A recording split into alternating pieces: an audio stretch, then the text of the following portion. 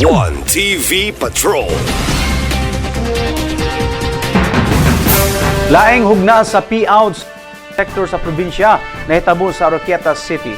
Anong detalye ni Johnny Tommy.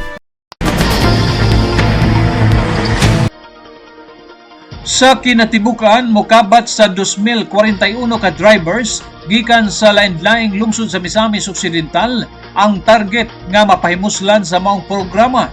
Ang ayuda ipanghatag pinaagi sa Department of Social Welfare and Development uban sa suporta sa Provincial Government of Misamis Occidental aron masiguro nga maabot ang mga benepisyaryo sa probinsya.